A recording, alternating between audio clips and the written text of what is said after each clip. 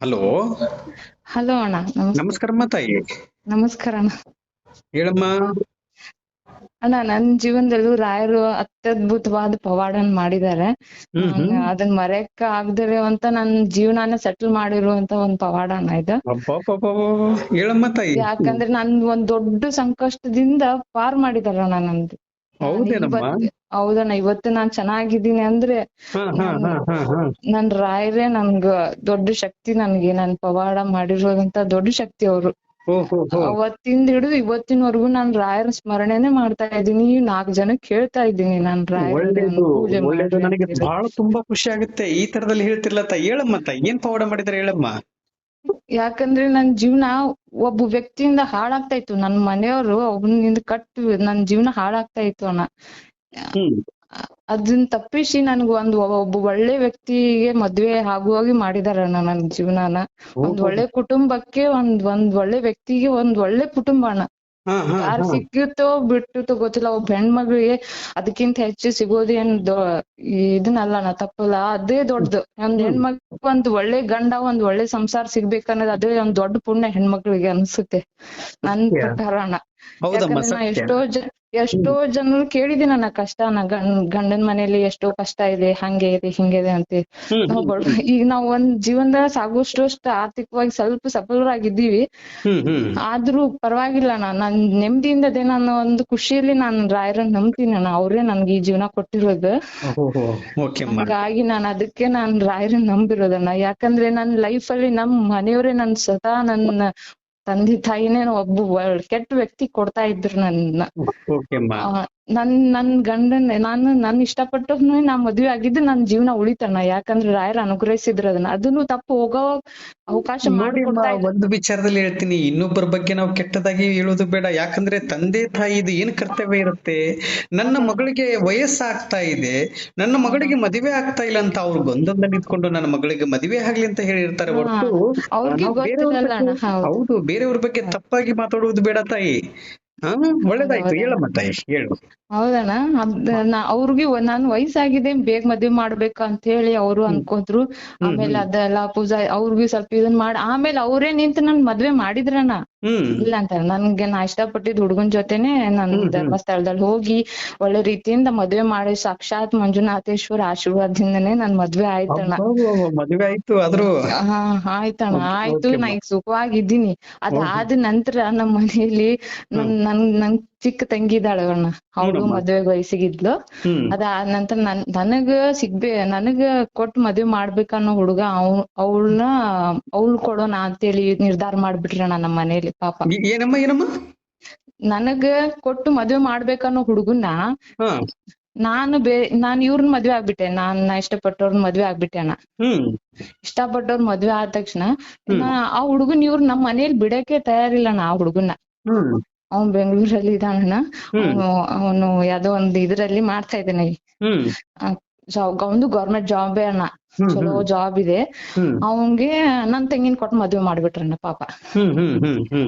ಆ ವ್ಯಕ್ತಿ ಸೈಕೋ ಅಣ್ಣ, ಫುಲ್ ಸೈಕೋ. ಆ ವ್ಯಕ್ತಿ ನನ್ ತಂಗಿಯಿಂದ ಚೆನ್ನಾಗಿ ನೋಡ್ಕೊಳ್ಳೇ ಇಲ್ಲ ಅಣ್ಣ. ಒಂದೇ ತಿಂಗಳಿಗೆ ಹರಾಸ್ಮೆಂಟ್ ಮಾಡಿದ ಅಣ್ಣ. ಮಾಡಿ ಇವತ್ತಿಗೆ ಡೈವರ್ಸ್ ಹಂತಕ್ ಬಂದಿದೆ ಅಣ್ಣ ಅದು. ಸಪೋಸ್ ನನ್ ಜೀವನದಲ್ಲಿ ನಾನ್ ರಾಯರನ್ನ ನಂಬಿದಕ್ಕೆ ನನ್ ಕಾಪಾಡ್ದೇನೋ ಅಂತ ಅನ್ಸುತ್ತೆ. ನೀವು ರಾಯರನ್ನ ಭಕ್ತಿಯಿಂದ ಪೂಜೆ ಮಾಡ್ತಾ ಇದ್ದೀರಲ್ಲ ತಾಯಿ.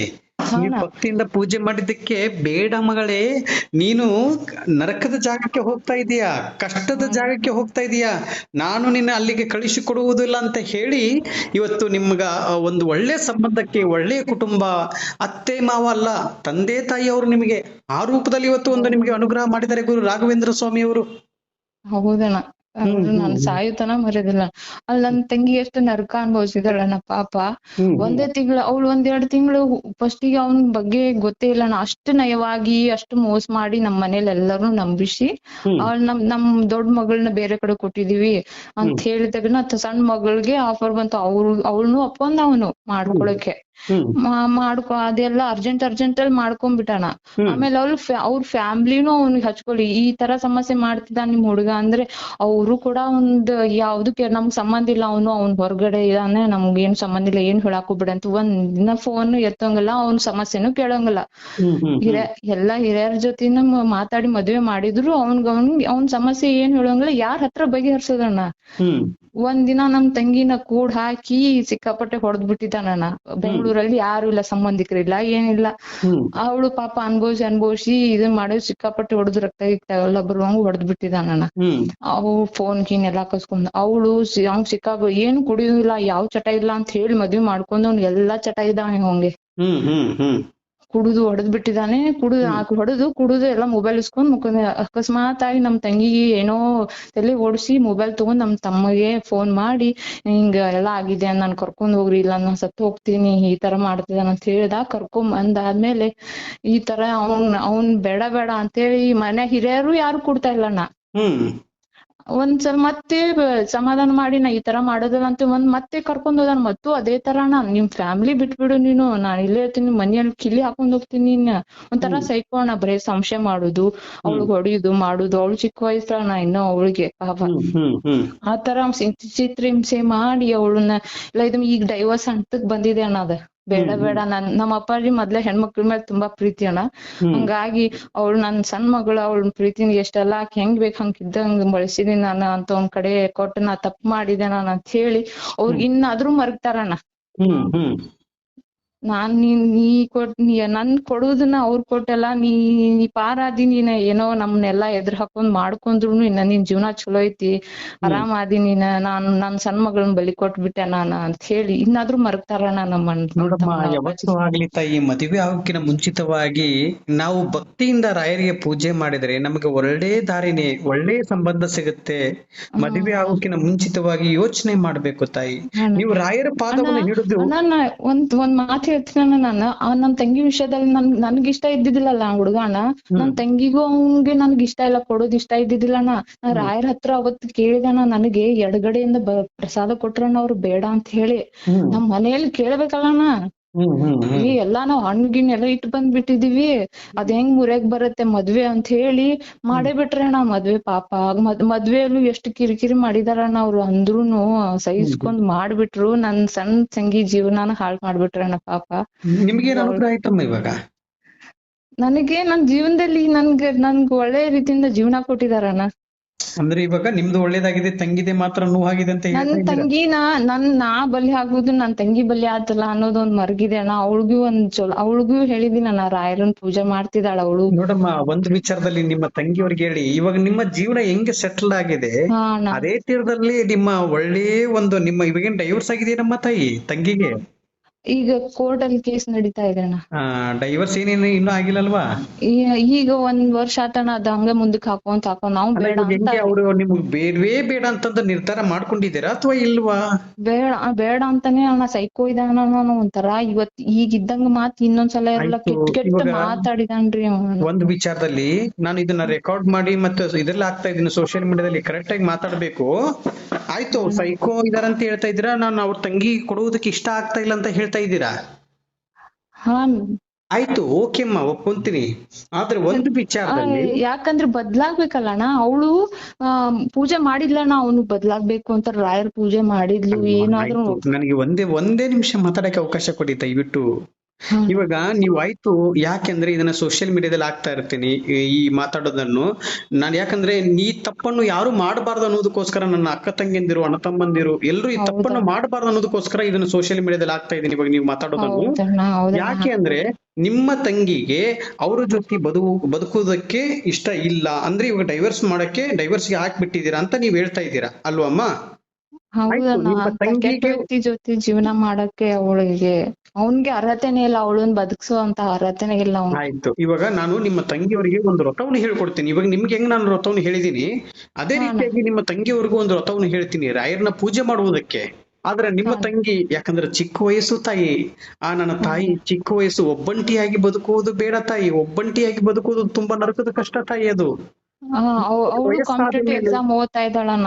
ನೋಡಮ್ಮ, ನಿಮ್ಮ ತಂಗಿ ನನ್ನ ತಾಯಿ, ನೀವು ನನ್ನ ತಾಯಿ, ಅದೇ ನನ್ನ ತಂಗಿ ಅಂತ ಅಂದುಕೊಂಡು ನನ್ನ ತಂಗಿ ಕುಟುಂಬ ಚೆನ್ನಾಗಿರ್ಬೇಕು, ಒಳ್ಳೆ ಸ್ಥಾನದಲ್ಲಿ ಇರಬೇಕು, ಒಂದು ಒಳ್ಳೆ ಕಂಪ್ನಿಯಲ್ಲಿ ಒಂದು ಒಳ್ಳೆ ಗೌರ್ಮೆಂಟ್ ಜಾಬ್ ದಲ್ಲಿ ಇರಬೇಕು, ಅವರು ಏನು ಒಂದು ಕಷ್ಟದಲ್ಲಿ ಅನುಭವಿಸಿದ್ದಾರೆ ಅದನ್ನೆಲ್ಲ ಮುಕ್ತಿಯಾಗಿ ಒಂದು ಒಳ್ಳೆ ಸಂಬಂಧ ಬರಲಿ ಅಂತ ಹೇಳಿ ರಾಯರ ಪಾದವನ್ನು ಹಿಡಿದು ನಾನು ಕೇಳ್ತೀನಿ ತಾಯಿ.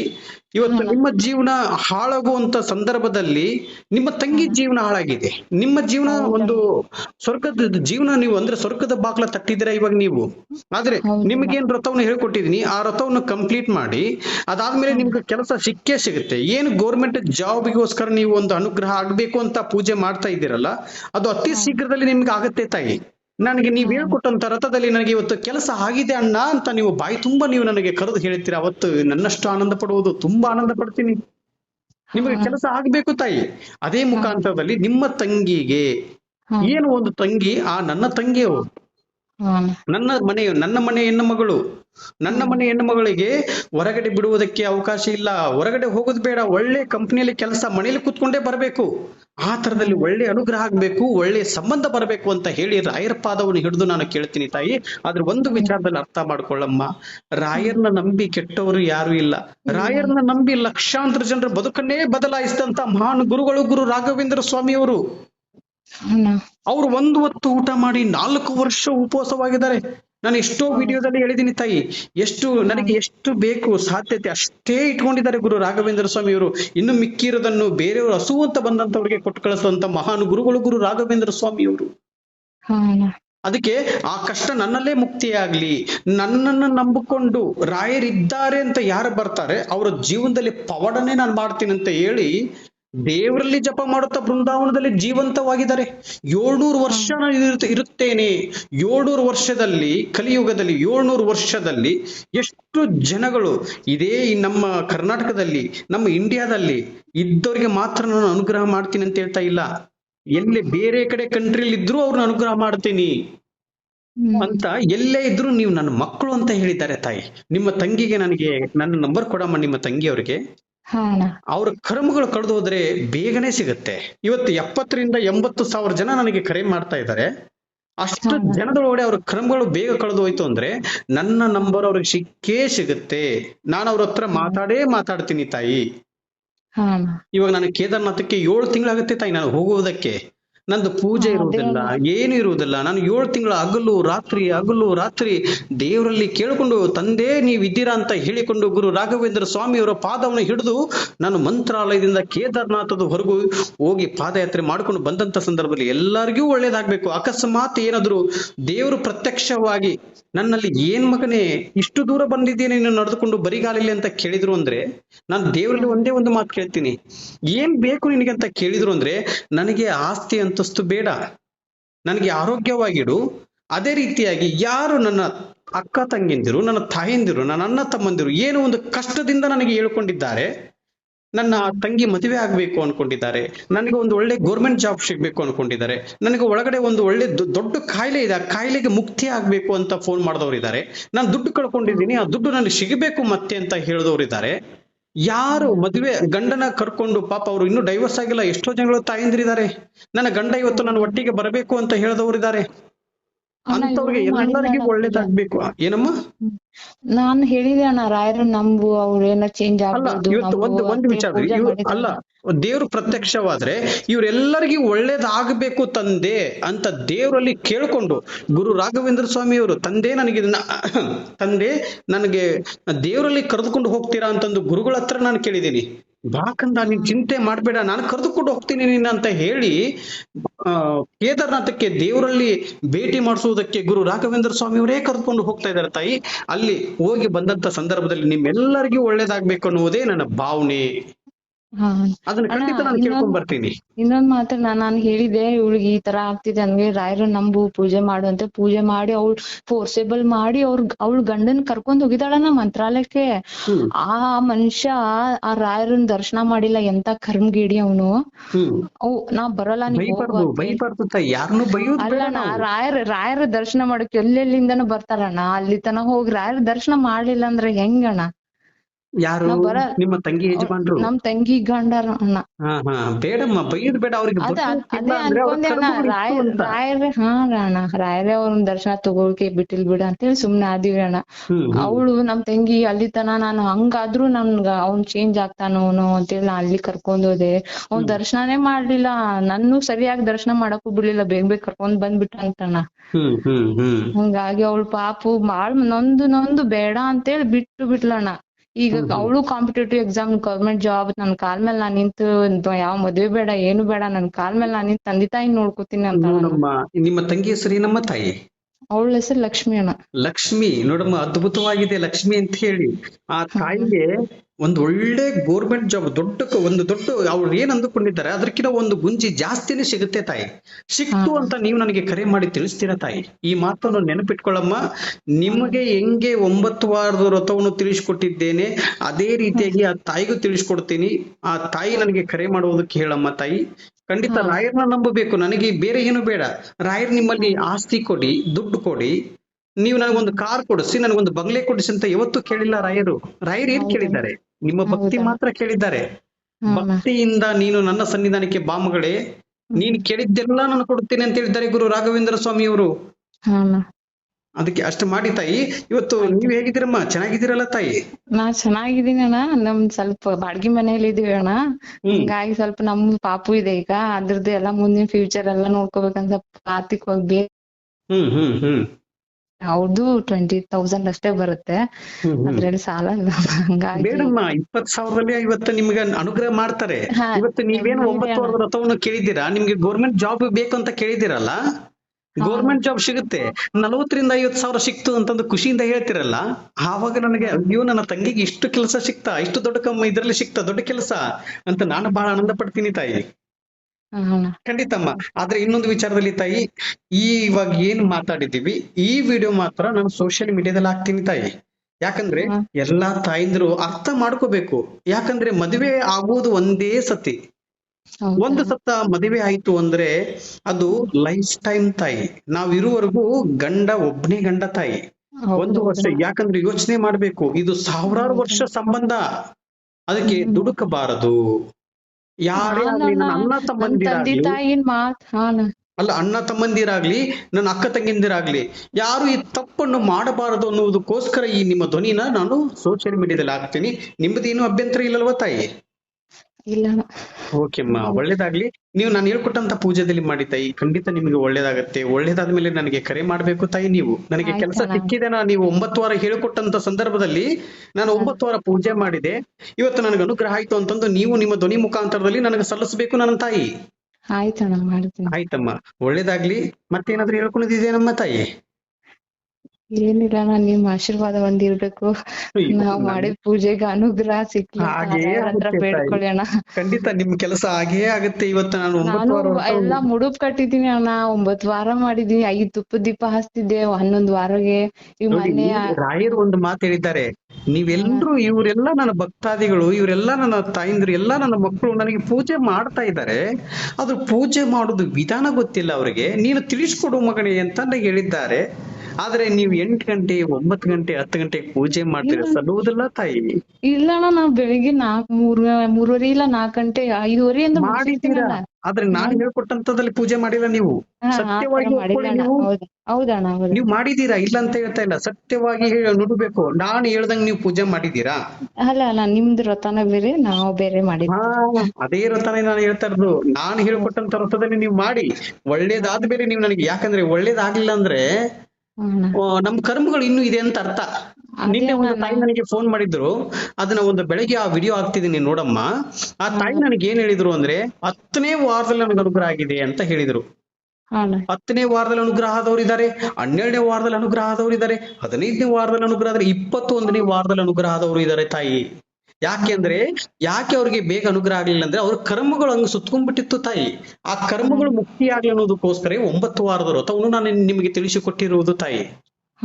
ಯಾಕಂದ್ರೆ ನಮ್ಮ ಬಳ್ಳಿ, ನಾವು ಸೆಂಟರ್ ನಲ್ಲಿ ಇದೀವಿ, ಆ ಬಳ್ಳಿ ನಮ್ಗೆಲ್ಲ ಅಂಟ್ಕೊಂಡ್ಬಿಟ್ಟಿರುತ್ತೆ ತಾಯಿ. ಅದು ಆ ಬಳ್ಳಿಯನ್ನು ಡಿವೈಡ್ ಮಾಡ್ಬೇಕು, ಅದನ್ನು ಹೊರಗಡೆ ಹೋಗ್ಬೇಕು. ಅದ್ರ ಬಳ್ಳಿಯಿಂದ ನಾವು ಹೊರಗಡೆ ಬಂದಾಗ ನಮ್ಗೆ ಅನುಗ್ರಹ ಆಗುವುದು. ಅದಕ್ಕೆ ನಾನು ಈ ಹಣ ಇಲ್ಲಿ ನಾನು ಒಟ್ಟೆ ನನ್ ತಂದೆ ತಾಯಿ ವಿರುದ್ಧ ಮಾತಾಡ್ದೋಳಲ್ಲ, ನನ್ ಮೇಲೆ ಅಷ್ಟು ಪ್ರೀತಿ ನಮ್ ತಂದೆ ತಾಯಿಗೆ ಒಂದ್ ಮಾತಾಡ ಅಷ್ಟು ಸೈಲೆಂಟ್ ಅಣ್ಣ ನಾನು. ಈ ಮದ್ವೆ ವಿಷಯದಲ್ಲಿ ನಮ್ ತಂದೆ ತಾಯಿನ ನಾನು ವಿರುದ್ಧ ಹಾಕೊಂಡ್ಬಿಟ್ಟೆ ಅಣ್ಣ. ಆದ್ರೆ ಅದ್ ನನ್ ಒಳ್ಳೇದಕ್ಕನೆ ಅಂತ ನಂಗ್ ರಾಯರು ತೋರಿಸ್ಕೊಟ್ರಣ್ಣ. ಇವಾಗ ನಮ್ಮ ಅಪ್ಪ ನನ್ ತಂದೆ ತಾಯಿ ಎಷ್ಟು ಅವ್ರಕ್ಕಿಂತ ನಮ್ ಮನೆಯವ್ರ ಮೇಲೆನೆ ತುಂಬಾ ಇಷ್ಟ ಪಡ್ತಾರಣ್ಣ ಅವ್ರು. ನಾವಾಗಿ ಹುಡುಕಿದ್ರು ಇಂತ ಹಳೆಯನ್ನ ನಾನ್ ತಗೊಂಡ್ ಬರ್ತಿದ್ದಿಲ್ಲ ಅಂತೇಳಿ ಅಷ್ಟು ಖುಷಿ ಪಡ್ತಾರಣ್ಣ ಅವ್ರು. ಇವಾಗ ಖುಷಿ ಪಡ್ತಾ ಇದಾರಲ್ಲ ತಾಯಿ ನಿಮ್ಮ ತಾಯಿಂದಿರು. ಹಾ ಅಣ್ಣ, ಈಗ ನಾವಾಗ ಹುಡುಕಿದ್ರು ಈ ತರ ಇಂತಾವ್ ಹಳೆಯನ್ ಸಿಗ್ತಿದ್ದಿಲ್ಲ ನಮ್ಗ ಅಂತ ಹೇಳಿ ಅಷ್ಟ್ ಇದು ಮಾಡ್ತಾರಣ್ಣ. ಆಗ್ಲಿಂದ ಇವಳು ರಾಯರೇ ಇವಳಿಗೆ ಇಷ್ಟ ಜೀವನ ಒಳ್ಳೆ ಜೀವನ ಕೊಟ್ಟಿದಾರ ಅಂತ ಹೇಳಿ ನಮ್ ಮನೇಲಿ ಕೂಡ ರಾಯರ್ ಭಕ್ತರಾಗಿದ್ರಣ್ಣ. ಒಳ್ಳೇದಾಗ್ಲಿ ತಾಯಿ, ತುಂಬಾ ಖುಷಿ ಆಗುತ್ತೆ ನನಗೆ ನಿಮ್ಮ ಧ್ವನಿ ಕೇಳುವುದಕ್ಕೆ. ನಾಳೆ ಖಂಡಿತ ನೀವು ನನಗೆ ಮತ್ತೆ ಕರೆ ಮಾಡ್ತೀರಾ. ನಾನು ನಂತರದಲ್ಲಿ ನಿಮ್ಗೆ ಕರೆ ಮಾಡಿದ್ದೆ ಅಂತ ನೀವ್ ಹೇಳ್ತೀರಾ. ಅವತ್ತಿನ ದಿನದಲ್ಲಿ ಮತ್ತೆ ನಾನು ನಿಮ್ದು ವಾಯ್ಸ್ ರೆಕಾರ್ಡ್ ಅನ್ನು ಮಾಡ್ತೀನಿ ತಾಯಿ. ಇವತ್ತು ಕಣ್ಣೀರ್ ಹಾಕಿ ಕೇಳಿದೀನಿ ಅಣ್ಣ. ನನ್ ಕರ್ಮನ ಕಳಿತಾರಲ್ಲಪ್ಪ, ನಾನು ಯಾವ ರೀತಿಯಾರ ಪೂಜೆ ಮಾಡಿ ಆ ರಾಯರ ಭಕ್ತರಿರು ಅಂತ ಅವ್ರ ಹೆಸರು ಅವ್ರ ಫೋನ್ ನಂಬರು ಸಹಿತ ನಂಗೆ ಸಿಗ್ತಾ ಇದೆ. ಕಾಲ್ ಸಹಿತ ಪಿಕ್ ಮಾಡ್ತಾ ಇಲ್ಲ ಅವ್ರು. ನಂಗೆ ಹೆಂಗಪ್ಪ ಅಂತ ಇವತ್ತು ಹತ್ತು ಕೇಳಿದೀನಿ ಅಣ್ಣ, ಇವತ್ತು ನಂಗೆ ಸಿಕ್ತು ಅಣ್ಣ. ನಿಜವಾಗ್ಲೂ ಅಣ್ಣ ಇದು ಎಷ್ಟು ವಿಚಿತ್ರ ಅನಿಸ್ತಾ ಇದೆ ಅಂದ್ರೆ ನನಗೆ. ಈಗ ನಾ ರಾಯರ ಫೋಟೋ ಮುಂದೆನೆ ಮಾತಾಡ್ತಾ ಇದ್ದೀನಿ.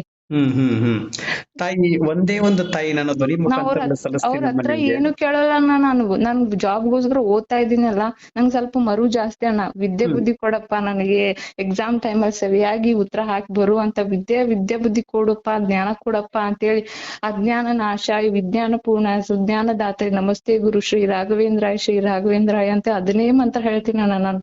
ಆಮೇಲೆ ಶ್ರೀ ಪೂರ್ಣ ಬೋಧ ಮಂತ್ರನೂ ಹೇಳ್ತೀನಿ ಅಣ್ಣ. ಗಾಯತ್ರಿ ಶ್ರೀ ರಾಘವೇಂದ್ರ ಸ್ವಾಮಿ ಗಾಯತ್ರಿ ಮಂತ್ರ ಹೇಳ್ತೀನಿ ಅಣ್ಣ.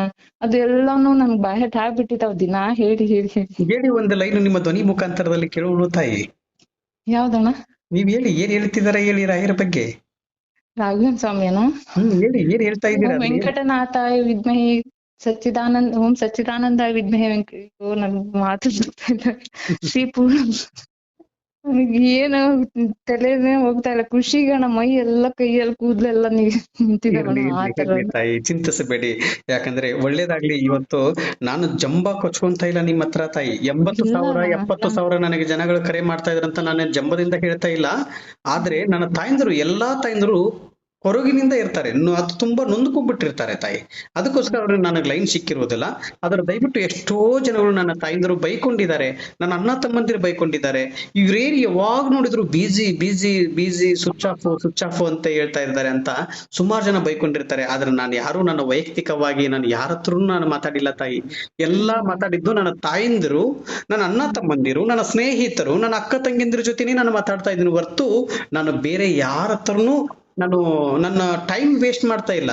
ನನಗೆ ಒಬ್ರಿಗೆ ಇವತ್ತು ಇಷ್ಟು ಜನಕ್ಕೆ ಒಳ್ಳೇದಾಯ್ತು ಅಂದ್ರೆ ನನಗೆ ಒಬ್ರಿಗೆ ಒಳ್ಳೇದಾಗಿದೆ ಅಂತ ನನಗೆ ಫೋನ್ ಮಾಡಿ ತಿಳಿಸ್ತಾರಲ್ಲ, ಆ ಖುಷಿಯಲ್ಲಿ ನನಗೆ ಆನಂದವಾಗಿಬಿಡುತ್ತೆ ತಾಯಿ. ನನಗೆ ಕೋಟಿಯಷ್ಟು ದುಡ್ಡು ಕೊಟ್ಟಷ್ಟು ನನಗೆ ಖುಷಿ ಆಗುತ್ತೆ ತಾಯಿ. ಆದ್ರೆ ನನಗೆ ದುಡ್ಡು ಬೇಡ, ನಿಮ್ಗೆ ಒಳ್ಳೇದಾಗಿದೆ ಅನ್ನುವುದು ಭಾವನೆ ನನಗೆ ಹೇಳ್ತಿರಲ್ಲ, ಅದರಲ್ಲೇ ನಾನು ಹ್ಯಾಪಿ ಆಗಿ ಬಿಡ್ತೀನಮ್ಮ. ಅದೇ ಅಣ್ಣ, ಅದಕ್ಕಿಂತ ಹೆಚ್ಚಿಂದ ಏನಿದೆ. ಎಲ್ಲರೂ ಆಗ 2 ವಾರಕ್ಕೆ 3 ವಾರಕ್ಕೆ ಅನುಗ್ರಹ ಆಗಿದೆ ಅಂತ ಹೇಳಿ ಎಲ್ಲರೂ ಪವಾಡ ಹೇಳ್ತಾ ಇದಾರಲ್ಲ. ನನ್ಗೆ ಅದನ್ನೆಲ್ಲ ನೋಡಿ ನಾನು ಅವ್ರ ಹತ್ರ ಪವಾಡ ಹೇಳೋಂಗ್ ಆಗ್ಬೇಕು, ವ್ರತಾನು ಕಲಿಬೇಕು, ಅದನ್ನೆಲ್ಲ ಪೂಜೆ ಮಾಡಿ ಅನುಗ್ರಹ ಪಡೆದು ಅವ್ರ ಮುಂದೆ ಹೇಳ್ಬೇಕು, ನಾನು ಪವಾಡ ಹೇಳ್ಬೇಕು ಅಂತಾನೆ ಕೇಳ್ಕೊಂಡ್ ಹಿಡ್ಕೊತಿದ್ದೆ. ಹೊಟ್ಟೆ ಕಾಲ್ ಸಿಗ್ತಾನೆ ಇದ್ದಿದ್ದಿಲ್ಲಣ್ಣ. ಇವತ್ತು ನಿಜವಾಗ್ಲು ಕಣ್ಣೀರ್ ಹಾಕಿ ಕೇಳಿದೀನಿ ಅಣ್ಣ ನಾ ರಾಯರ ಮುಂದೆ. 70,000 ಇವತ್ತು ಲಾಸ್ಟ್ ನಾನ್ ನೋಡ್ತಾ ಇದಾರೆ 70,000 ಜನ ಮಾಡಿದ್ದಾರೆ ನನ್ನ ತಾಯಿಂದರು. ಆದ್ರೆ ಎಲ್ಲರ ಹತ್ರ ಮಾತಾಡ್ತೀನಿ. ಆದ್ರೆ ನನ್ನ ಜೀವನ ಮುಡುಪವಾಗಿಟ್ಟಿದ್ದೀನಿ ಗುರು ರಾಘವೇಂದ್ರ ಸ್ವಾಮಿ ಅವರಿಗೆ. ನನ್ನ ಉಸಿರು ಯಾವತ್ತು ನಿಲ್ಲುವವರೆಗೂ ನನ್ನ ರಾಯರ ಹೆಸರನ್ನು ಮರೆಯುವುದಿಲ್ಲ, ಬಿಡುವುದಿಲ್ಲ ತಾಯಿ. ನನ್ನ ರಾಯರ ಪಾದವನ್ನು ಗಟ್ಟಿ ಹಿಡಿದು ಬಿಟ್ಟಿದ್ದೀನಿ. ತಂದೆ, ನೀವೇ ನನ್ನ ಗತಿ. ನಿಮ್ಮನ್ನ ನಂಬಿಕೊಂಡು ಯಾರು ನಿಮ್ಮ ಸನ್ನಿಧಾನಕ್ಕೆ ಬರ್ತಾ ಇದ್ರೆ ಅವರೆಲ್ಲರಿಗೂ ಅನುಗ್ರಹ ಆಗ್ಲೇಬೇಕು ತಂದೆ ಅಂತೇಳಿ ರಾಯರ ಪಾದವನ್ನು ಹಿಡಿದಿದ್ದೀನಿ ತಾಯಿ. ನಾನು ನಿಮ್ಮೆಲ್ಲರಿಗೂ ಒಳ್ಳೇದಾಗ್ಬೇಕು, ನಿಮ್ಗೆ ಗೌರ್ಮೆಂಟ್ ಜಾಬ್ ಸಿಗ್ಬೇಕು, ಅಣ್ಣ ನನಗೆ ಕೆಲಸ ಸಿಕ್ತು ಅಂತ ನಿಮ್ಮ ಧ್ವನಿ ಮುಖಾಂತರದಲ್ಲಿ ನನಗೆ ಸಲ್ಲಿಸಬೇಕು ನನ್ನ ತಾಯಿ. ಅದೇ ಅಣ್ಣ, ನೀವ್ಯಾರು ನಾವ್ಯಾರು? ನೀವು ನಮ್ ಭಕ್ತರ ಸಂಬಂಧ ಈ ತರ ಎಲ್ಲಾ ಕೇಳ್ಕೊತೀರ ಅಂದ್ರೆ ಯಾರು ಅಷ್ಟ ಸಾಮಾನ್ಯವ್ರು ಯಾರು ಕೇಳ್ಕೊಳಲ್ಲ. ಮನೆ ಸಂಬಂಧಿಕರೇ ಆಗೋದಿಲ್ಲ ಅಣ್ಣ. ನೀವ್ ಎಲ್ಲೇ ಇದ್ದು ರಾಯರ ಭಕ್ತರ ಸಂಬಂಧ ಇಷ್ಟು ಬೇಡ್ಕೋತಾ ಇದ್ದೀರಾ, ಪಾದಯಾತ್ರೆ ಮಾಡ್ತೀರಾ ಅಂದ್ರೆ ನೀವು ರಾಯರ್ ಕಳ್ಸಿರೋ ಅಂತ ಗುರುಗಳೇ ಅಣ್ಣ. ಶುಭವಾಗಲಿ ತಾಯಿ, ಎಲ್ಲ ರಾಯರ ಕೃಪೆ. ಆದ್ರೆ ನನಗೆ ಅಣ್ಣ, ನನಗೆ ಕೆಲಸ ಸಿಕ್ಕಿದೆ ಅಂತೇಳಿ ನೀವು ಒಂದು ಹೊತ್ತು ಊಟ ಮಾಡಿಸ್ಬೇಕು. ಕೆಲಸ ಸಿಕ್ಕಿದ ಮೇಲೆ ನನಗೆ ಊಟ ಅಯ್ಯೋ ಮಾಡ್ತೀರಾ? ಅಣ್ಣ, ಅದಕ್ಕಿಂತ ಹೆಚ್ಚು ನಮ್ಮ ಮನೆ ಕರೆದು ಊಟ ಹಾಕ್ಸ್ತೀನಿ. ನಂಗೂ ದೊಡ್ಡ ದೊಡ್ಡ ಕನಸಿದೆ ಅಣ್ಣ, ಮನೆ ಕಟ್ಟಿ ರಾಯರು ದೊಡ್ಡ ಒಂದು ಕೆಲ್ಸಾನೂ ಸಿಗುತ್ತೆ, ಗೌರ್ಮೆಂಟ್ ಜಾಬ್ ದಲ್ಲೂ ಇರ್ತೀರಾ, ಒಂದು ಒಳ್ಳೆ ನಿಮ್ಮ ಮನಸ್ಸಲ್ಲಿ ನೀವೇನ್ ಅಂದುಕೊಂಡಿದ್ದ ಕನಸಿನ ಗೂಡು ಕೂಡ ಇರುತ್ತೆ. ನಿಮ್ಮ ಯಜಮಾನ್ರು ಮಕ್ಕಳ ಜೊತೆ, ನಿಮ್ಮ ತಂದೆ ತಾಯಿ ಅತ್ತೆ ಮಾವ ಅವ್ರ ಜೊತೆ ಅನ್ಯೋನ್ಯತವಾಗಿ 100 ವರ್ಷ ಸುಖವಾಗಿ ನೆಮ್ಮದಿಯಾಗಿ ನೀವು ಬದುಕಲಿ ಅಂತ ಹೇಳಿ ರಾಯರ ಪಾದವನ್ನು ಹಿಡಿದು ನಾನು ಕೇಳ್ತಾ ಇದ್ದೀನಿ ತಾಯಿ. ಖಂಡಿತ ಒಳ್ಳೇದಾಗ್ಲಿ, ಇದೇ ರೀತಿಯಾಗಿ ನಿಮ್ಗೆ ಒಳ್ಳೇದಾಗ್ಲಿ ಅಂತ ಹೇಳಿ ರಾಯರ ಪಾದವನ್ನು ಹಿಡಿದು ನಾನು ಕೇಳ್ತಾ ಇದ್ದೀನಿ ತಾಯಿ. ಶುಭವಾಗಲಿ ನನ್ನ ತಾಯಿ. ಪೂಜ್ಯಾಯ ರಾಘವೇಂದ್ರಾಯ ಸತ್ಯ ಧರ್ಮ ರಥಾಯ ಚ ಭಜತಾಂ ಕಲ್ಪವೃಕ್ಷಾಯ ನಮತಾಂ ಕಾಮಧೇನುವೆ. ರಾಯರಿದ್ದಾರೆ, ರಾಯರಿದ್ದಾರೆ, ರಾಯರಿದ್ದಾರೆ ತಾಯಿ.